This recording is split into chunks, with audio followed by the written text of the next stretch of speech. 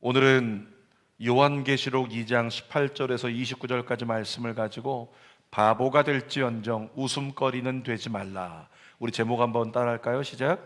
바보가 될지언정 웃음거리는 되지 말라. 한 번 더. 바보가 될지언정 웃음거리는 되지 말라. 이런 제목으로 말씀을 나눕니다. 여러분에게 질문 하나 하겠습니다. 저에겐 예수밖에 소망이 없습니다. 그런 분 계십니까? 예수밖에 소망이 없으신가요? 예수밖에 소망이 없다. 이 한국말을 정확히 독해를 하면 예수 외에 다른 데 소망을 두지 않겠다는 거예요. 과연 우리 중에 예수밖에 소망이 없다, 그런 사람 몇 명이나 될까요? 대부분은 그렇지 않아요. 왜냐하면 다른 것에도 소망을 두고 사니까. 그런데 교회 안에 진짜로 예수밖에 소망이 없는 사람이 있어요. 예수밖에 모르는 사람. 때로는 예수 믿는 사람들 중에서도요, 그렇게 예수에 미쳐서 예수밖에 없는 사람을 향해서는 아유, 저 바보 같은 사람, 이렇게 얘기하는 사람들이 있다는 겁니다. 여러분에게 또 묻겠습니다. 되는 일이 없어도 감사합니다. 감사하십니까? 진짜 감사한가요? 되는 일이 없어도? 계속 되는 일이 많이 없어도 괜찮겠어요? 되는 일이 없어도 감사한다? 이거 어려운 일이에요. 여러분, 되는 일이 없는데 예수 믿는다고 성경 보니까 써 있다고 그냥 교회 와서 감사하고 사람들에게 집에 돌아가서 예수 안 믿는 가족들에게, 이웃들에게 난 되는 일이 없지만 감사해. 여러분, 이러면 뒤에 돌아서서 그들이 뭐라고 하는지 아십니까? 아이, 저 바보 같은 거. 자, 내 뜻대로 안 돼도 감사합니다. 동의하십니까? 점점 줄어드네요, 아멘이. 내 뜻대로 안 돼도 감사한다?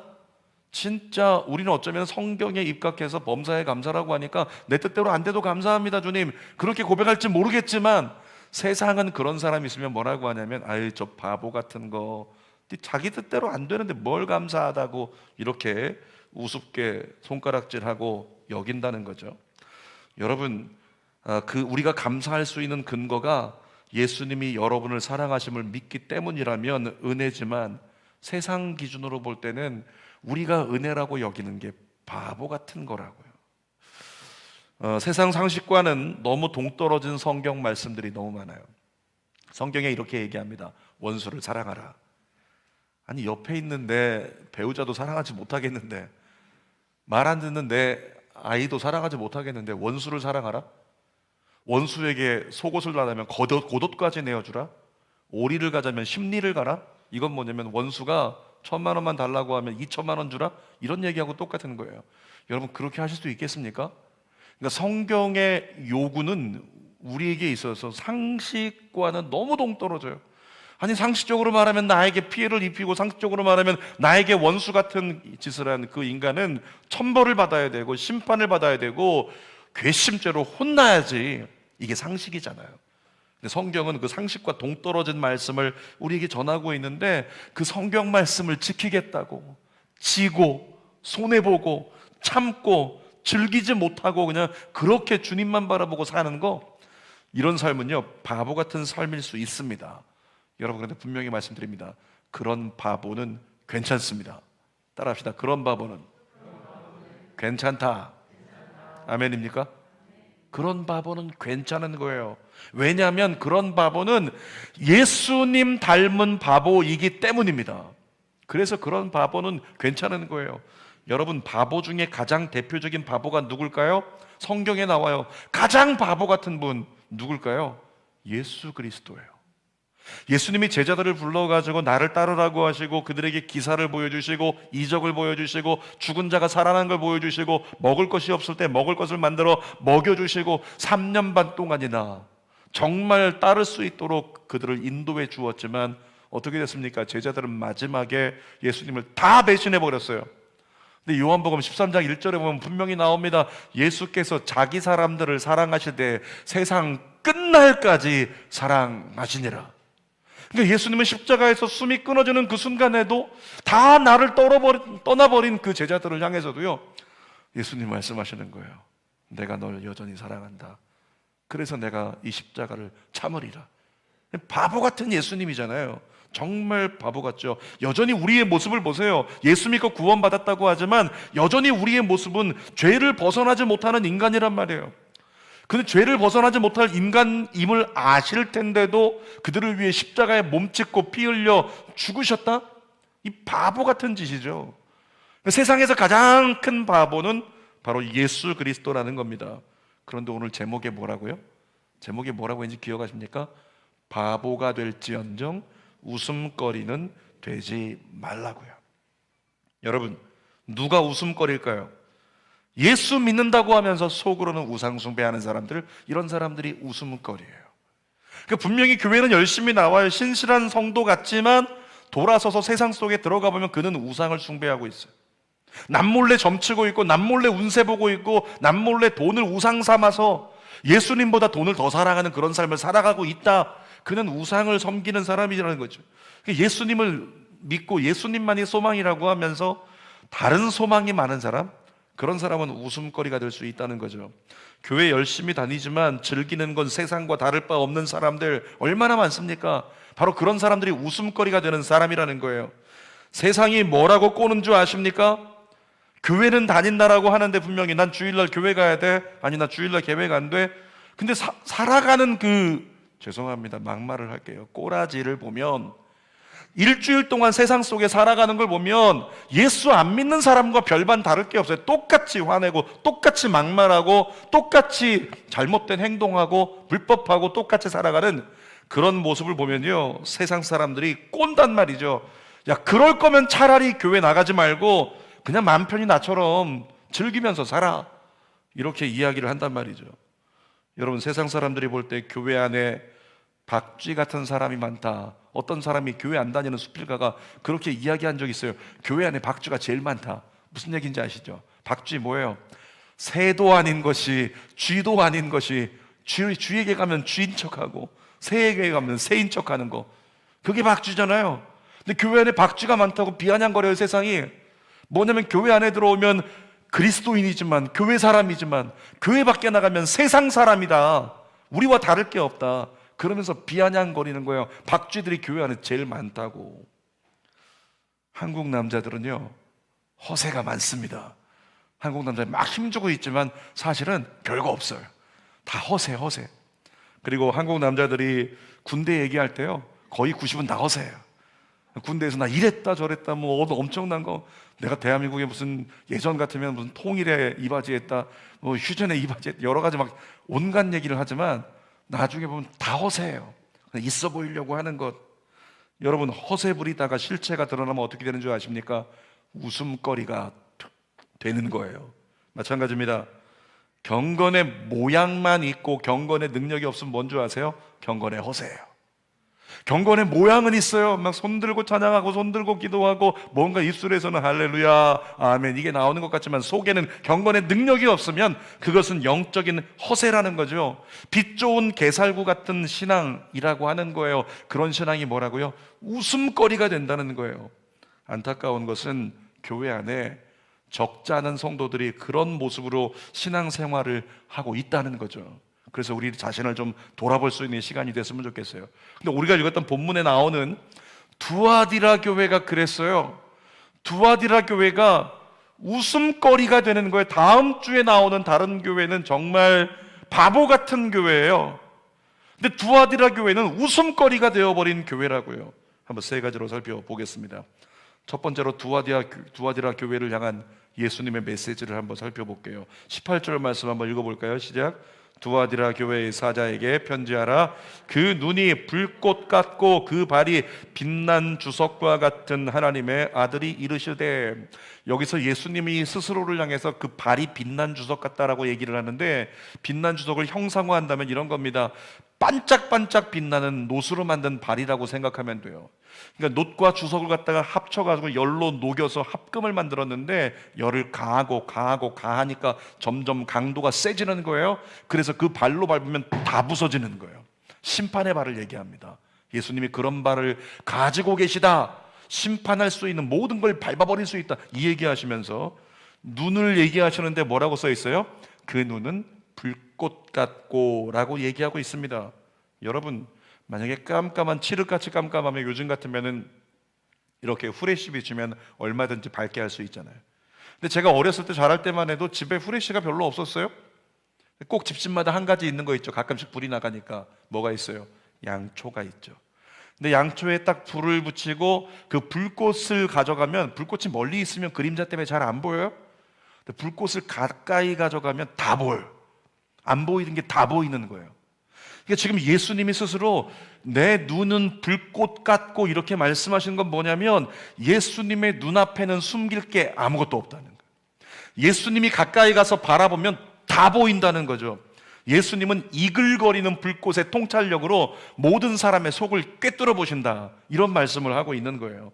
자, 요한계시록 2장 23절, 우리 중반절 스크린 보고 읽어볼게요. 시작. 모든 교회가 나는 사람의 뜻과 마음을 살피는 자인 줄 알지라. 예수님이 불꽃 같은 눈으로 뭐냐면 사람의 마음과 뜻을, 의도를 살피신대요. 그 의도가 뭔지, 그 뜻이 뭔지, 그 마음이 뭔지.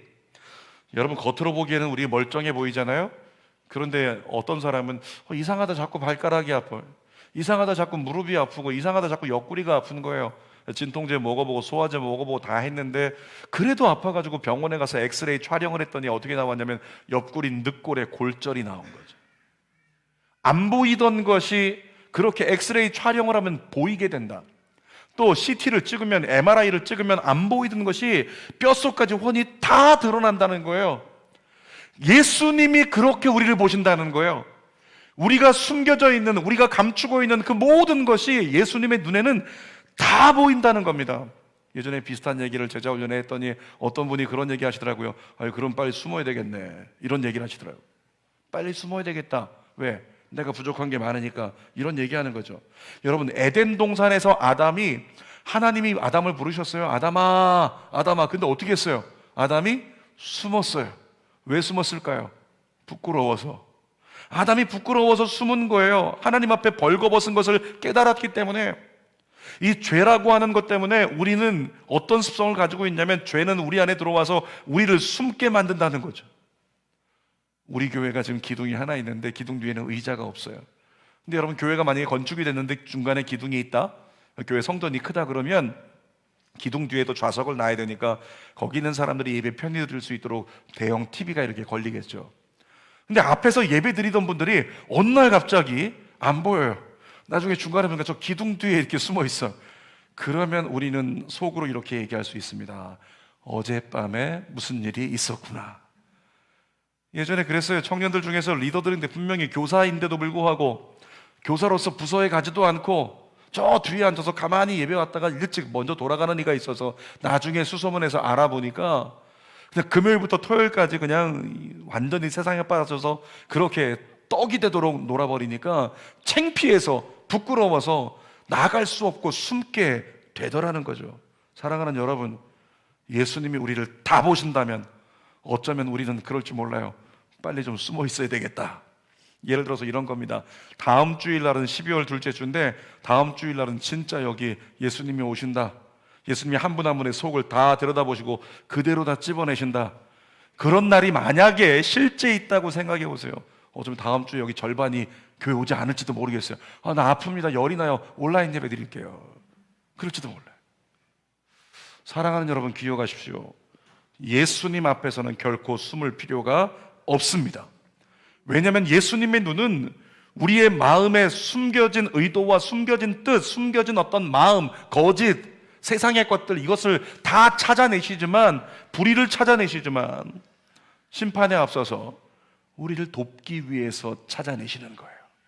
그것을 찾아서 마치 엑스레이를 통해서 늑골이 골절 생긴 걸 아니까 그때부터 약 먹고 조심하니까 치료가 되는 것처럼, 모든 것을 다 보신다는 것은 보시고서 그 약한 것을 고치기 위해서 우리에게 가까이 오시는 예수님의 은혜가 여러분에게 임하여 있습니다. 불의함에도 불구하고 불의한 우리를 심판에 앞서 돕기를 원하시는 예수님, 저와 여러분 가까이 계십니다. 여러분, 이런 분이 예수님이라 우리가 하나님의 음성을 많이 이렇게 기록을 해보거나 듣게 되면 하나님 보통 이렇게 말씀하세요. 저도 마찬가지로 목사지만은 하나님께 늘 고백할 때마다 이렇게 고백합니다. 하나님, 죄송합니다. 제가 너무 못나서요. 제가 너무 부끄럽습니다. 제가 너무 연약합니다, 하나님.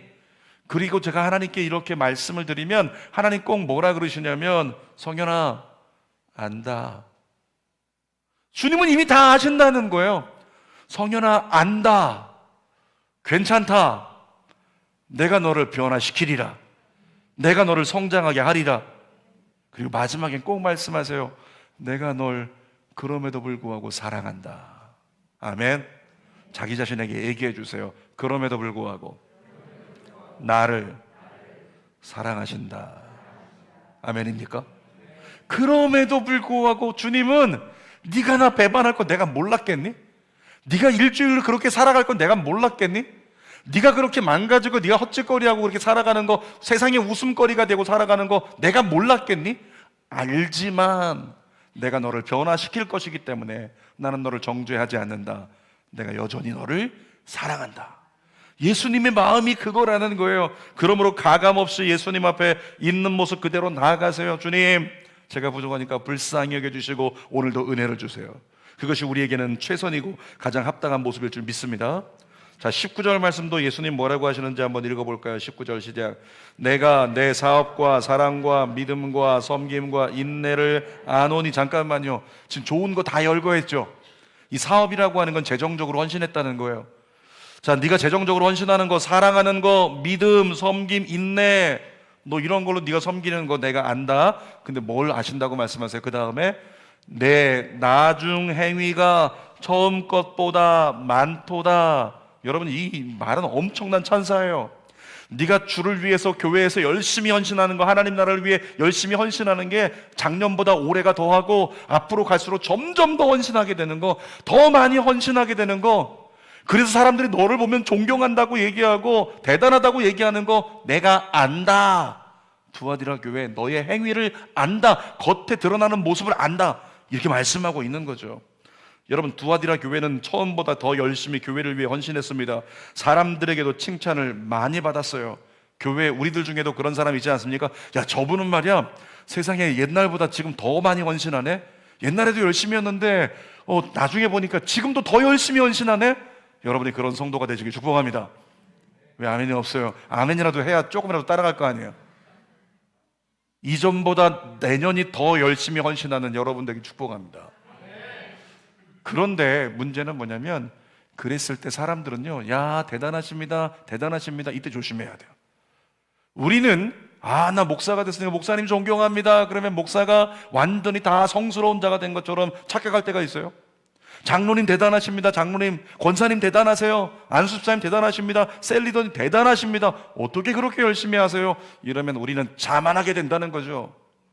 사랑하는 여러분, 내가 인지가 부족할 뿐이지 우리는 여전히 부족합니다. 나의 인지가 부족할 뿐이지 하나님 앞에, 예수님 앞에서 우리는 여전히 부족한 거예요. 부족한 자가 어떻게 해야 돼요? 내가 할 수 있다고 그렇게 편안하게 안주하는 게 아니라 부족하기 때문에 주님을 더 잡아야 돼요. 부족하기 때문에 주님을 더 의지해야 됩니다. 그리고 예수님 앞에 부족하기 때문에 사람들에게 인정을 받을수록 나는 여전히 부족하기 때문에 그 인정받는 것이 열매가 되도록 주님께 더 매달리고, 주님 불쌍히 여겨주세요, 주님 도와주세요, 이렇게 매달려야 된다는 거죠. 여러분 모두가 그러하기를 주님의 이름으로 축복합니다. 자, 두아디라 교회는 그렇게 칭찬받는 교회였는데, 두 번째로 두아디라 교회의 실체를 한번 살펴보겠습니다. 겉으로 보기에 두아디라 교회는 평안했습니다. 누구보다 열심히 특심인 교회였습니다. 그런데 예수님의 아까 눈이 어떻다 그랬어요? 뭐 같다고요? 불꽃 같다고요.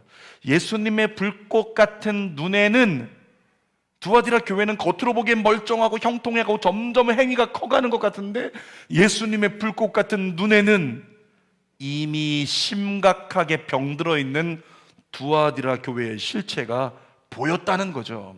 자, 20절 말씀 읽어봅시다. 시작. 그러나 내게 책망할 일이 있노라. 자칭 선지자라 하는 여자 이세벨을 내가 용납함이니 그가 내 종들을 가르쳐 꿰어 행음하게 하고 우상의 제물을 먹게 하는도라. 두아디라 교회에 누가 있었다고 얘기하냐면 거짓 선지자 이세벨이라고 하는 여자가 있었대요. 근데 여러분, 이세벨이라고 하는 여자는 이스라엘 역사 속에 가장 악한 여자거든요. 그러니까 우리가 애를 낳는데 이름을 가장 악한 이름으로 짓겠습니까? 그렇게 안 짓겠죠. 그러니까 이세벨이라는 사람이라기보다는 이세벨같이 이스라엘을 속여가지고 우상 숭배하고 이스라엘로 말미암아 잘못된 길을 가게 만들었던 지도자라고 생각할 수 있는 거예요. 여러분, 이스라엘 역사 속에 이세벨이 누굽니까? 엘리야가 죽겠다고 도망갈 때 누구 때문에 도망갔어요? 아합 왕의 아내였던 이세벨이었어요. 이세벨이 엘리야 너 죽인다, 이 원수 같은 놈 너 죽일 거야, 이렇게 하니까 엘리야가 도망가가지고 내가 지쳤습니다, 번아웃 됐어요, 나 더 이상 못 견디겠습니다, 죽여주세요, 이렇게 했었잖아요. 그때 이세벨이라고 하는 여자가 바로 그 여자라고요. 근데 이세벨이 그 아합 왕의 왕비가 될 때요, 이세벨의 아버지는 바알이에요. 바알 이름 기억하시죠? 우상의 이름 바알과 똑같은 거예요. 근데 그 딸이 아스다롯이라고 하는 그 우상을 가지고 이스라엘 왕비가 돼가지고 이스라엘 모든 곳에 신전을 세우고 제단을 쌓고 아스다롯을 섬길 수 있도록 그렇게 얘기를 했어요. 섬기는 자는 살려주고 섬기지 않는 자는 죽이겠다고 협박하고, 그런 일들을 이세벨이라고 하는 왕비가 벌였다는 거죠. 그러니까 아스다롯 신전에 올라가면 거기서는 제사를 드리지만 제사가 끝나면 신전에 여자 창기들이 다 기다리고 있어요. 그러면서 제사 드리러 온 남자들, 각 가정의 가장들을 붙잡고 행음하고 그렇게 범죄하는 일들이 있었다는 거죠. 근데 그런 이세벨의 영을 가진 자가 두아디라 교회에 들어왔다는 거예요. 그리고 두아디라 교회를 사로잡고 흔들고 있다는 그 얘기를 하고 있는 겁니다. 자, 배경을 한번 살펴볼 텐데요. 이 두아디라라고 하는 도시는 어떤 곳이냐면 상업이 굉장히 이렇게 활성화된 도시입니다. 교통도 좋고 물이 풍부했기 때문에 상업적으로는 최고의 어떤 무역 중심 도시가 되는 거예요. 근데 거기서 상업이 활성화되니까 사람들이 더 효과적으로 돈을 벌자고 조합을 다 설립을 했어요. 이쪽에 해당하는 분야에서 조합이 생겼어요. 여기 분야에서 조합이 생겼어요. 이쪽에도 조합이 생기고. 예전에 저희 성도가 이렇게 차에서 추러스라고 하는 것을 판매를 했던 적이 있는데, 그때 판매하다 보니까 어떤 사람이 오토바이 타고 쫓아왔어요. 누가 함부로 여기서 장사하라고 합니까? 우리 협회에 가입했나요? 아니면 신고합니다. 어떤 사람들은 막 협박하기도 하고 그렇게 한대요. 우리가 지나가다 보면 뭘 빨아, 이 앞에, 교회 앞에 뭐가 맛있는 거 팔죠? 붕어빵 팔잖아요. 붕어빵, 천막. 장기 사거리 가면 오뎅 팔고 떡볶이 팔고 순대 팔고. 갑자기 배가 고파지네, 점심시간. 근데 그거 파는 천막들이 있는데, 여러분, 그런 곳이요, 내가 하고 싶다고 할 수 있는 게 아니더라고요. 협회에 가입을 해야 신고당하지 않고 해코지당하지 않는다는 거예요. 그러니까 두아디라 교회에, 두아디라라고 한 도시에 그런 게 있었다는 거예요. 여기도 이런 조합이 있고 저기도 이런 조합이 있고 여기도 이런 조합이 있어서 돈 벌고 싶으면 조합에 가입해야 돼요. 사업하고 싶으면 조합에 가입해야 되는 거예요. 근데 이 조합장들이 뭘 갖고 있었냐면 전부 다 수호신들을 가지고 있어가지고 이 조합에 가입하면 조합의 전통을 따라 모두가 정기적으로 제단에 올라가서, 성전에 올라가서 제사를 드려야 되고, 그 다음에 그 내려와서 만찬에 참석해야 되고 술 마시는 거예요. 그리고 나서 거기 있는 창기들하고 행음해야 돼요. 무조건 이 과정은 다 거쳐야 된다. 이거 벗어나고 거부하려면 너희는 조합에 가입할 수 없다. 이렇게 이야기를 했단 말이죠. 사람들이 뭐 거기 가입해가지고 다 그렇게 지내면서 잘 지냈겠죠. 문제는 뭐냐면 두아디라 교회 성도들이었어요. 성도들 입장에서는 알잖아요. 우상 숭배하면 죄라는 거, 행음하면 죄라는 거 알잖아요. 그러니까 이 성도들이 고민에 빠진 겁니다. 어떻게 해야 될까? 사업은 해야 되겠는데 이 조합에 가입하지 않으면 사업은 못 하겠고, 걱정스럽고 번민하는 겁니다. 가입하자니 죄가 마음에 걸리는 거예요. 근데 그때 이세벨 같은 지도자가 나타나서는 복음같이 외치는 겁니다. 내가 하나님의 신적 계시를 받았는데 우리가 먹고 살기 위해서 어쩔 수 없이 두아디라에 있으니까 이 전통을 따라서 조합에 가입하고 거기 전통을 따라 제사 드리고 이렇게 하는 거, 그거는 어쩔 수 없는 거야. 하나님이 그거는 죄가 아니라고 하신다. 그거는 괜찮다. 그거 하면서 교회도 잘 섬겨라. 그거 하면서 하나님도 잘 섬겨라. 이렇게 가르친 잘못된 선지자가 있었다라고 하는 거죠. 여러분, 이게 계시의 말씀입니까? 여러분에게 있어서 교회 열심히 잘 다니세요. 주일날 열심히 잘 다니십시오. 평일날은요, 제 맘대로 사세요. 불법 하세요. 괜찮아요. 그냥 폭리를 취하시고 세상의 모든 걸 착취하십시오. 말이 됩니까? 뭐라고 대답해야 될까요? 사탄아 물러가라. 이 잘못된 계시. 이렇게 반응해야 되잖아요. 근데 두아디라 교회 성도들은 그렇게 반응을 하지 못했습니다. 오히려 우리가 고민했던 문제가 해결됐다. 어떻게 할까 고민했었는데 그래도 된다고 하니까, 그래도 괜찮다라고 하니까 고민했던 문제가 해결되는 거예요. 그리고 긍정적으로 받아들였습니다. 그리고 마음의 부담감 내려놓고 자연스럽게 성도들이 조합에 다 가입하고 조합장을 따라서 올라가서 제사에 우상에게 아스타로스에게 제사 드리고, 그리고 술 취하고 술 취했으니까 잠깐 눈 감고 그렇게 하는 거야. 행음해버리고 이렇게 살았단 말이죠. 결국 열심히 신앙생활 하는 것 같았지만 행위는 이전보다 더 많은 것으로 주님을 섬기고 있었지만 두아디라 교회는 우상 숭배와 행음함으로 거룩함과 정결함을 상실해버린, 사탄이 본다면 웃음거리가 되어버린 그런 교회가 되어버렸다는 거예요. 이것이 두아디라 교회의 실체입니다. 자, 세 번째, 그래서 예수님께서 두아디라 교회에게 영적인 숙제를 허락하십니다. 21절 한번 읽어볼게요. 시작. 또 내가 그에게 회개할 기회를 주었으되 자기의 음행을 회개하고자 하지 아니하는도다. 예수님께서 선지자들을 보내가지고 그러면 안 된다, 그거 회개해야 돼, 잘못된 거야 말씀하셨지만 회개하지 않더래요. 여러분 기억하십시오. 회개는 상태 개념보다 방향 개념이 더 큰 거예요. 뭐라고요? 상태 개념. 이전보다 조금 나아지는 거, 이거 회개 아니에요. 이전보다 조금 덜 죄 짓는 거, 이거 회개 아니에요. 회개는 상태 개념이 아니고 방향 개념이라고요. 그러니까 회개는 뭐냐면 하나님의 뜻이 아닌 길로 가던 것을 멈추고 하나님이 원하시는 길로 유턴하는 거, 돌아서는 거, 방향이 전환되는 거, 이것이 바로 회개하라고요. 예수님은 이세벨 같은 지도자를 추종하는 이들에게 기회를 주었지만 회개하지 않았다고 지금 성토하고 있는 겁니다. 분명히 죄임에도 불구하고 회개하지 않고 돌아서지 않아도 아무 일도 일어나지 않을 때가 있어요. 어떤 사람이 그런 얘기 하더라고요. 제가 죄를 짓고 많이 사는데요, 더 슬픈 건 하나님이 저를 가만히 내버려 두세요. 여러분 중에서 난 버젓이 일주일 삶 속에 많은 불법을 행하고 죄를 짓고 있지만 아무 일도 일어나지 않는다, 그래서 안정감이 있는 분이 계십니까? 여러분, 아무 일도 일어나지 않는 게 아니고 그렇다고 하나님이 거기에 대해서 동의하시는 게 아니고 하나님의 심판이 잠시 멈춰져 있을 뿐이라는 거예요. 사랑하는 여러분 기억하십시오. 죄는 반드시 징계와 심판이라는 대가를 치르게 되어 있는 겁니다. 22절 볼까요? 시작. 볼지어다 내가 그를 침상에 던질 것이요 또 그와 더불어 간음하는 자들도 만일 그의 행위를 회개하지 아니하면 큰 환난 가운데 던지고. 여러분, 회개하지 않는 자를 어떻게 한다고 말씀하세요? 침상에 던진대요. 이게 뭐냐면 더 이상 거동할 수 없게 침대에 누워있게 만든다는 거예요. 결국 회개하지 않으면 너희 징계를 받을 텐데 그 징계로 말미암아 너는 침대에 누워서 병자로서 살아가야 되는 인생이 될 것이다, 그렇게 말씀하고 있다는 거죠. 뿐만 아니라 큰 환난 가운데 던진다고 말씀하세요. 이건 죽음 앞에 놓일 거라는 이야기입니다. 사랑하는 여러분, 하나님 말씀 따르지 않고 타협했던 것, 세상의 흐름을 기준 삼고 살아간 것, 회개할 수 있기를 주님의 이름으로 부탁드립니다. 그렇게 우리가 회개하지 않는다면 하나님은 징계와 심판으로 우리 앞에 가져다 두어 돌아설 길을 준비하신다고 말씀하는 거예요. 23절 상반절 또 읽어보겠습니다. 시작. 또 내가 사망으로 그의 자녀를 죽이리니. 무시무시하죠. 회개하지 않으면 자녀를 죽인대요. 근데 이것이 우리 육신의 자녀의 생명을 걷어간다, 그런 의미보다도 어떤 의미를 가지고 적용할 수 있냐면 내가 가장 소중하게 여기는 거, 지금 내가 가장 소중하게, 내가 이거 어떻게 끌어왔는데 소중하게 여기는 거 있죠. 회개하지 않으면 하나님이 그것을 거두시겠다라고 하는 말씀입니다. 그러므로 어서 회개해야 됩니다. 어서 돌아서야 합니다. 그렇지 않으면 후회할 내일이 저와 여러분 앞에 닥칠 수 있다는 거죠. 이 중요한 건 예수님이 진짜 원하시는 게 뭘까요? 심판일까요? 징계일까요? 아닙니다. 예수님이 진짜 원하시는 게 무엇인지 23절 중반절 읽어봅시다. 시작. 모든 교회가 나는 사람의 뜻과 마음을 살피는 자인 줄 알지라. 여러분, 예수님이 원하시는 거 한 가지입니다. 예수님이 누구신지 알게 되기를 원하는 거예요.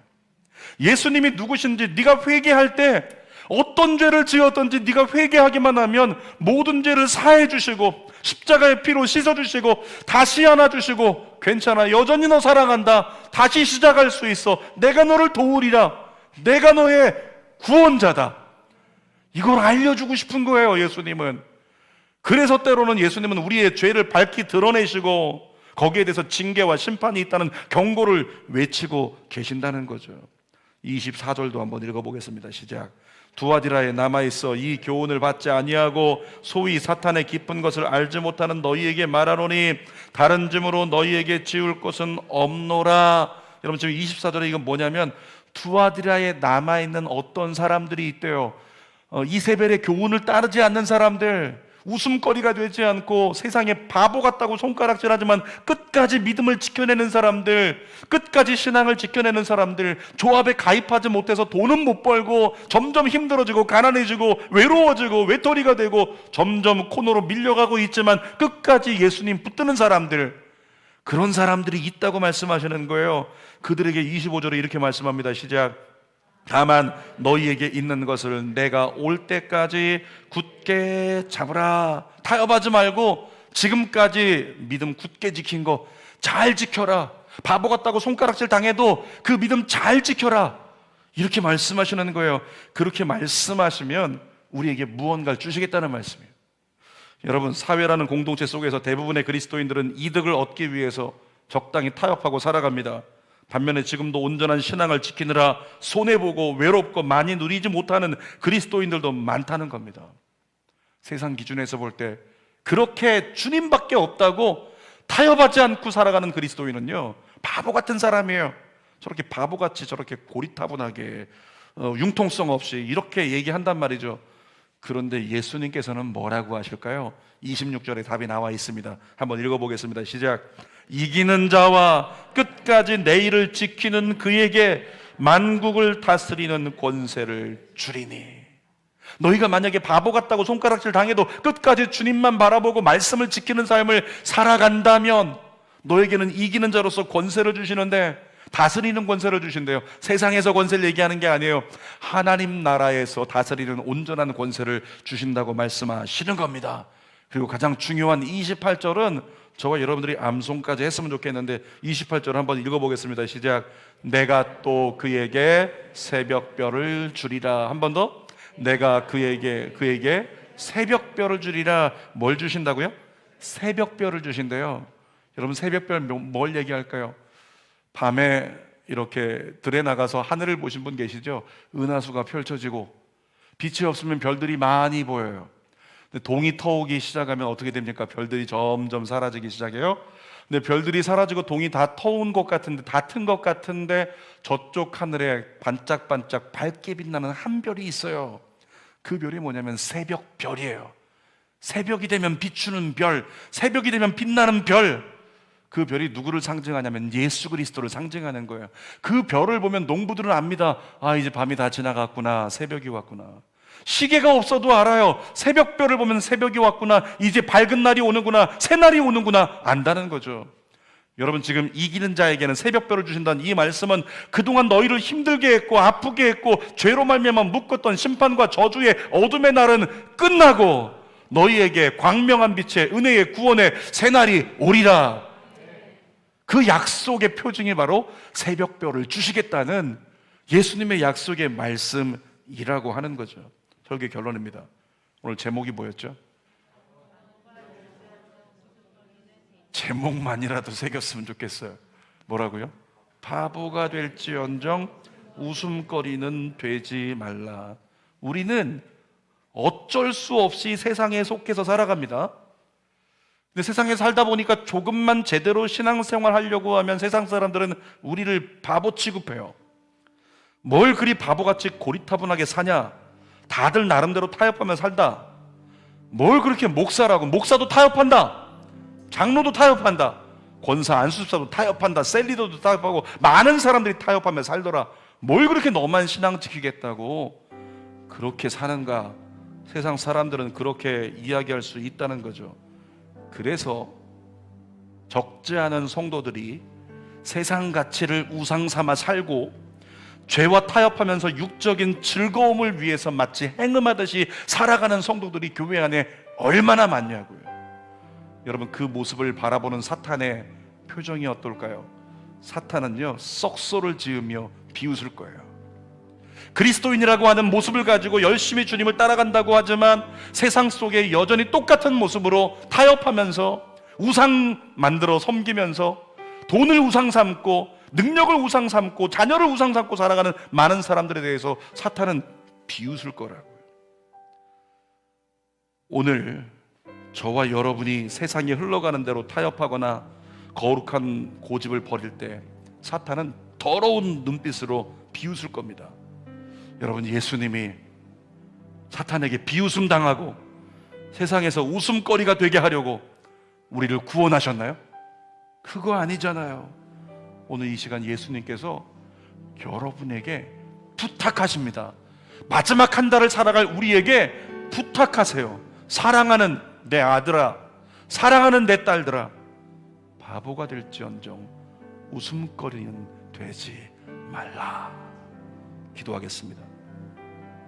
살아계신 아버지 하나님, 우리가 주님 앞에서 예배드리며 그리스도인으로 산다고 하지만 우리는 교회를 나서면서부터 그때부터 예수님 잊어버리고 은혜를 잊어버리고 내 뜻대로 내 맘대로 내 방식대로 때로는 불법을 행하면서 때로는 주님이 원치 않는 것일 텐데도 불구하고 묻지 않고 내 맘대로 길을 갔던 우리의 삶이 있습니다. 하나님, 그때 우리는 사탄의 웃음거리가 되고 맙니다. 그러나 우리는 웃음거리가 아니라 바보 같을지언정 주 앞에 신실한 예배자가 되기를 원합니다. 그래서 온전히 주님 바라보고 나아가기를 원하오니 하나님, 우리에게 새 은혜를 더하여 주시옵소서. 정말로 바보 같을지언정 웃음거리가 되지 않은 그리스도인으로 한번 새 날을 살아볼 수 있는 우리 모두가 될 수 있도록 역사하여 주시옵소서. 예수님의 이름으로 기도드립니다. 아멘.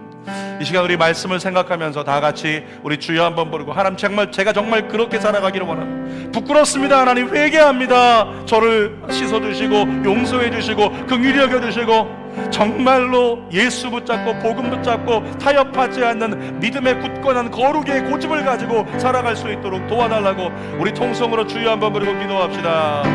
주여, 거룩한 아버지 하나님, 아버지, 정말로 아버지는 세상 가운데서 정말로 주님의 뜻을 온전히 따르기를 원합니다. 타협하지 않기를 원해요. 어떤 우상이 내게 있지 않기를 원합니다. 예수님만 하나님의 말씀만 따르고 주님의 뜻만 따르고 주님의 영광을 위해서 살아갈 수 있는 믿음의 삶이 되기를 원합니다. 아버지, 그러나 우리는 타협합니다. 우리는 행음합니다. 우리는 나약합니다. 우리는 쓰러집니다. 세상에 취해버립니다. 세상 방법대로 살아갑니다. 아버지 하나님, 사단에게 웃음거리가 되어버린 우리의 삶을 주님이 용서해 주시고 새롭게 해주시고 온전케 해주시고 하나님 영광 안에 믿음 가지고 살아갈 수 있도록 다시 세워주옵소서. 다시 깨워주옵소서. 다시 역사하여 주시옵소서. 다시 인도하여 주시옵소서. 오 거룩한 능력의 아버지가 우리 남은 한 달을 기도하면서 다시 깨어나서 웃음거리가 되지 말고 바보 같은 자가 될지라도 거룩한 고집으로 주님만 따라갈 수 있는 믿음의 종들 될 수 있도록 인도하여 주시옵소서. 이 시간 여러분들을 위해 기도합니다. 문제가 있는 사람 가슴에 한 손 얹습니다. 아픈 곳이 있는 사람 아픈 자리에 손 얹습니다. 특별히 하나님, 제가 웃음거리로 여겨지는 때가 많은 그리스도인 같습니다. 정직하게 주님 앞에 부끄럽지만 고백합니다. 그러나 제가 변화되기를 원합니다. 바보 같을지언정 믿음을 끝까지 고수할 수 있는 거룩한 고집이 제 안에 세워지고 구별된 새해를 살아갈 수 있도록 하나님 도와주시옵소서. 그렇게 긍휼을 구하고 도움을 구하고자 하는 사람 한 손을 가슴에 얹으세요. 여러분들을 위해 기도합니다. 거룩한 아버지, 오늘 한 손을 가슴에 얹은 자를 기억하여 주옵소서. 정말 거룩한 고집 가지고 복음 가지고 복음대로 하나님 말씀과 뜻대로 세상을 한번 살아보겠노라고, 신실하게, 진짜 신실하게, 진짜 거룩하게, 진짜 정결하게 살아보겠다라고 고백하며 나아가는, 소망하는, 사랑하는 성도들의 삶에 성령이여 임하여 주옵소서. 성령의 거룩한 영이 임하여 주옵소서. 성령의 불이 임하여 주옵소서. 성령이 말하게 하심을 따라 말이 달라지게 하여 주옵소서. 성령의 선택을 따라 선택이 달라지게 하여 주시옵소서. 성령의 도우심으로 말미암아 우리의 삶에 세상에서는 바보 같을지언정 하나님의 놀라운 영광 안에 새벽별을 내가 너에게 주리라고 신나게 예수님으로 기쁘시게 할 수 있는 예배자 우리 손 얹은 모두가 되게 하여 주옵소서. 예수 이름으로 손을 가슴에 얹은 자마다 그 은혜가 누려질지어다. 이긴 자가 될지어다. 신실한 예배자가 될지어다. 거룩하고 정결한 예배자가 될지어다. 예수께 취하는 자가 될지어다. 아버지 하나님, 문제가 있어서 가슴에 손을 얹은 자 있습니까? 하나님, 우리는 경험하고 있습니다. 작정하여 기도하니까 몸도 나아지고, 작정하여 기도하니까 어떻게 해결할 수 없는 문제들이 해결되는 걸 봅니다.